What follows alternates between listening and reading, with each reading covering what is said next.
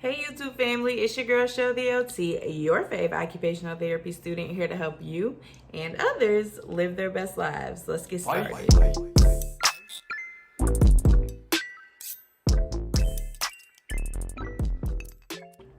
Hey y'all, so today's video is going to be about 10 areas you never knew OTs could work in. So you guys, if you are familiar with OT, you probably knew that they can work in some of these, but these were surprising for me to find out. Some more than others, but yeah, they were surprising for me to find out that OTs could work in. But this is why I love OT so much, because the field is just so diverse. Like, yeah, you could do the typical work in a hospital, work in a school, work in a clinic. You know, you can do that. Those are like the traditional routes for an OT, but there are so many other places that OTs can work, and it just blows my mind when I find out about a different area that OTs can work. And this idea kind of came about because I like have conversations with people and it just comes out of the blue, and I'm just like, an OT probably worked, like could have helped you with that situation. And then I go and look it up, and lo and behold, OTs work in that area or in that field. And so I just thought it would be a cool little video to talk about like the non-traditional OT jobs or whatever. So yeah, that's what I'm here to talk about today. I have 10 of them. Not gonna go into detail about each one. You can look into that if you want to, but I just want to let you know that yes, OTs are there in that area, and you can have a job there if you are going to become an OT. All right, let's get started. So the first one, not that surprising. OTs can be home modification specialists. So yes, there are home health OTs who go in to the client's home and figure out their situation and make it safe for them to be home, basically. But there are specific like people or OTs that specialize in home modification. So that person like literally specializes in getting that person's bathtub to a specific width so that they're safe when they transfer into the bathtub, or they if people have money for this, like are literally like knocking down walls or whatever to make the door width wide enough for their wheelchair to get in. So like they do some serious stuff, like home modifications, a lot that goes into it. But yeah, like if you're an OT and you're interested in that, and you want to take it a step further from being just a regular home health OT, look into being a home modification specialist. All right, next. There are also assistive technology specialists. So like I said, all OTs are going to be familiar with adaptive equipment. So that's just things that someone uses to make an occupation easier to participate in. So a sock aid, maybe I'll insert a picture. We'll see. You'll see if it's popping up right here. But a sock aid, you just put the sock on, and it has like little ropes, handles, and you can just stick your foot in from down below. You don't have to do all that bending, because bending could be very difficult for some people, somebody who maybe got a hip replacement or something. So bending can be hard for them, so they don't want to do all that bending, so they'll use a sock aid. That's like base level foundational adaptive equipment.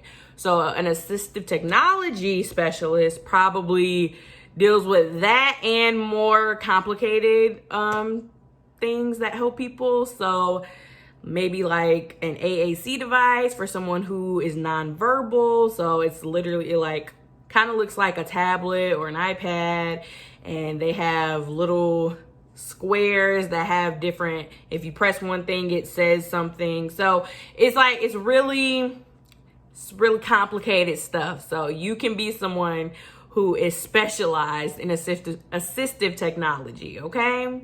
Get into it. Next, you guys probably know that OTs work in this, especially during the pandemic time. So OTs can work in telehealth. So before COVID era, I was not familiar with telehealth. It just never crossed my mind, really. I didn't know that was a thing. But yeah, everybody probably knows what telehealth is now because of COVID. But basically, you're providing services through like electronic avenue. Like, so you're on Zoom or whatever. I don't know what people use, but you're on a video call and you're providing services like that. From what I've heard, it's a little bit more difficult that way because you gotta like really word things a good way so that your client knows exactly what they have to do in order for your treatment to be effective. But yeah, telehealth is a thing that OTs can do. Next. Ooh, this was exciting for me to learn about. Currently actually doing a case study about this, so it is really interesting. But OTs can be driving specialists.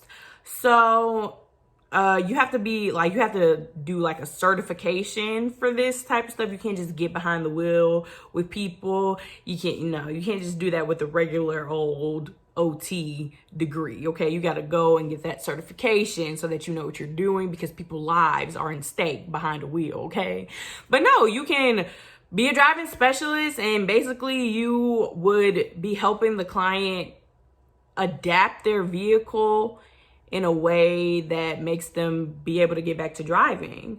And then you would be behind the wheel with them and like be practicing driving using their new modifications to their vehicle.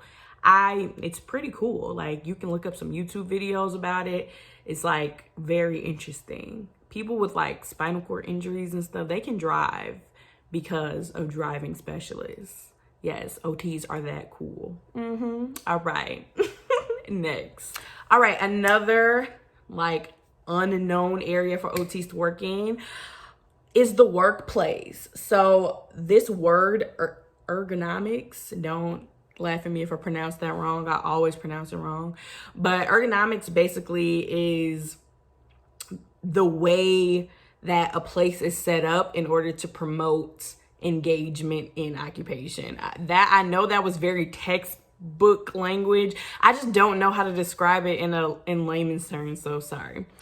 But basically, OTs will go into someone's workplace and figure out like how to make the workplace safe for them to work. So basically identifying like any risk areas and removing those risks, and just promoting engagement in work. I don't know how else to say it, but so I'm trying to think of an example.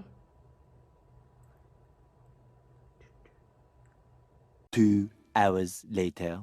So let's say someone worked in a factory, okay? But now they're in a wheelchair. So maybe they were standing to work at the factory. The OT is going to figure out a way to get their workstation low enough for them to do the work that they need in the seated position at their wheelchair, if that makes sense. So they used to stand, they used to do their work in the factory. I don't know what work you do in a factory, but yeah. But now they've modified the workstation so that the client is able to sit in their wheelchair while still completing their job requirements. All right. That was just amazing. I don't even know if that's a real situation that could happen, but that's just something I thought of in my brain to help you guys understand what an OT would do in the workplace for workplace ergonomics. All right, next. Speaking of work, vocational rehab is another place for OTs to work, and that's basically helping somebody get back to work. So, or just find a job in general. So I know specifically people with autism, communication is hard, social interaction is hard in general. So maybe doing mock interviews with them so that they are prepared and know how to go about navigating those interviews. I think like veterans, after they come back from war, they're gonna have a hard time finding a job. So OTs can come in and help them with that. Yeah, OTs rock. Next. This one came about because I was talking to my best friend about breastfeeding. And I was just wondering, like, do OTs help with that? And of course they do, because feeding is an ADL. Like, of course, your baby needs to eat. You need to be able to feed your baby.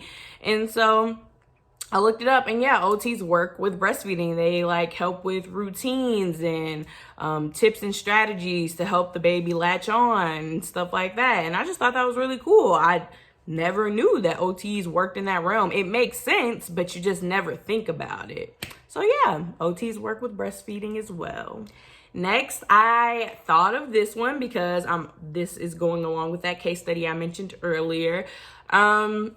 OTs can work as a sexual health clinician. So basically making sure that individuals who have got injured in a way that they can't engage in sex anymore, just helping them navigate that, problem solving with them and their partner to make sure that they have the resources and the support that they need to get back to doing what they want to do.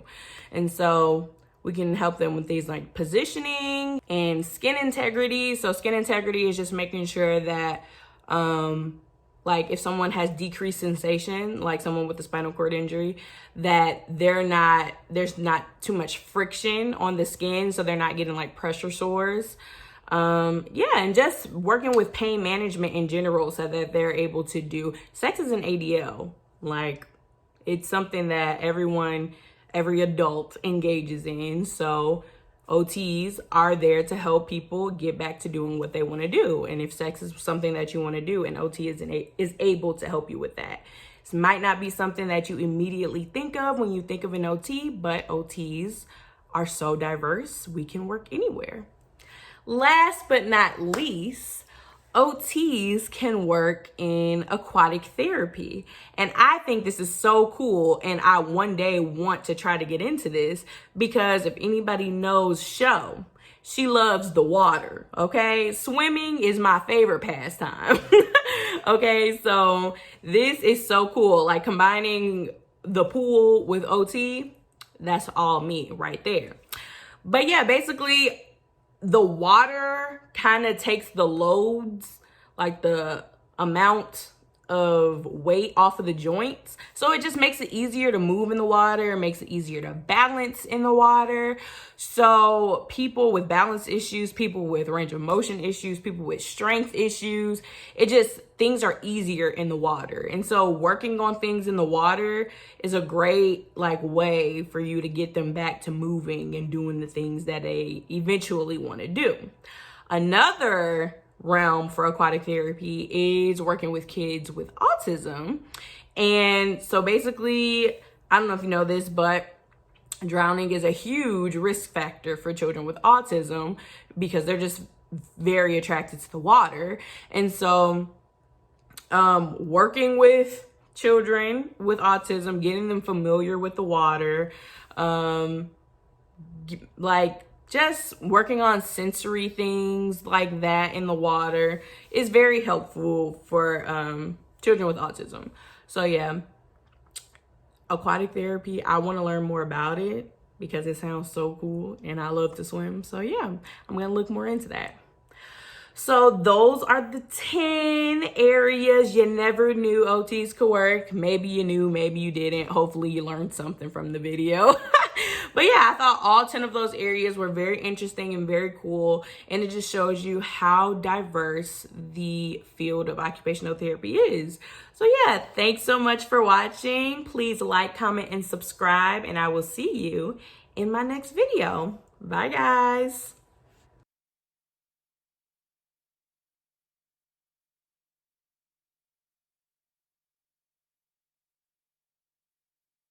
Bye.